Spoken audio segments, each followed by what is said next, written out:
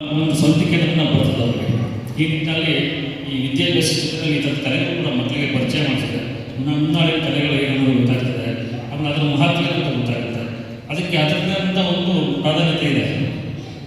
ಈಗ ಏನಿದೆ ಪ್ರಶ್ನೆ ಮಾಡ್ತಾರಲ್ಲ, ಅಂತಾರಾಷ್ಟ್ರೀಯ ಮಟ್ಟಗಳಲ್ಲಿ ಹೋದಾಗ ಅದರದ್ದೇ ಆದ ವ್ಯಾಲ್ಯೂ ಇದೆ, ಅರ್ನಿಂಗ್ಸ್ ಕೂಡ ಇದೆ ಅಂತ ಹೇಳೋದು.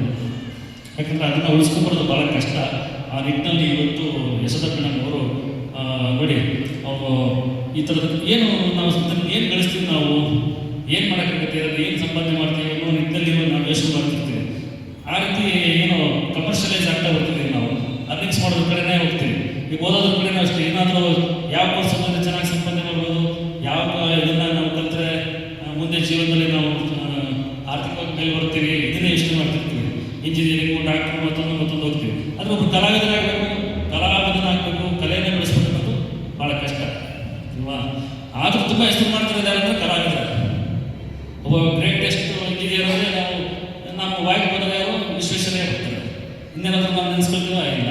ಯಾರು ಗ್ರೇಟ್ ಡಾಕ್ಟರ್ ಹೇಳಿದ್ರೆ ಒಂದು 4 ಹೆಸರಿರ್ತೀವಿ. ಆದರೆ ಕಲಾವಿದರ ಹೆಸರಲ್ಲಿ ಏನು ಕೇಳಿದ್ರೆ, ಕಲಾವಿದರು ಆರ್ಟಿಸ್ಟ್ ಬೆಳಗ್ಗೆ ಅಂತಂದರೆ 100 ಜನ ಹೆಸರು ಮಕ್ಕಳೇ ಹೇಳ್ತಾರೆ ಅಲ್ವಾ? ಈಗ ನಾನು ನೋಡ್ತೇನೆ, ಏನು ಚಲನಚಿತ್ರಗಳಾಗ್ಬೋದು, ಧಾರಾವಾಹಿಗಳಾಗ್ಬೋದು ಅಂತಂದರೆ ಚಿರಪರಿಚಿತರಾಗ್ತೀವಿ. ನಾವು ಒಂದು ಹೆಸರು ಮಾಡ್ತೀವಿ, ನಮ್ಮ ಕೀರ್ತಿ ಅನಿಸುತ್ತೆ. ಆಮೇಲೆ ಸದಾ ಉತ್ಸಾಹದಿಂದ ಬದುಕುವಂಥ ಒಂದು ಶಕ್ತಿ ಕಲೆಯಲ್ಲಿ ಸಿಗುತ್ತೆ. ಹಾಗಾಗಿ ಕಲೆ ಇರುವಂಥ ಶಕ್ತಿ, ಕಲಾವಿದರಿರುವಂಥ ಮುಂದಿನ ತೇಜಸ್ ಸುಧಾರಣೆ ಮಾಡಿ ನಮ್ಮ ಸಾಹಿತ್ಯ ಮೇಡಮ್ ಈ ಥರ ಕೇಳಿದೆ. ಅವ್ರ ಮುಖದಲ್ಲಿ ಯಾವ್ದು ಉತ್ಸಾಹಗಳು, ಎಷ್ಟು ಇಳಿ ವಯಸ್ಸು ಅಂತ ಗೊತ್ತಾಗೋದೇ ಇಲ್ಲ ಅಲ್ವಾ? ಈಗಿನ ಜನ್ರೇಷನ್ ನಾವು ನೋಡಿ 40 ವರ್ಷಕ್ಕೆ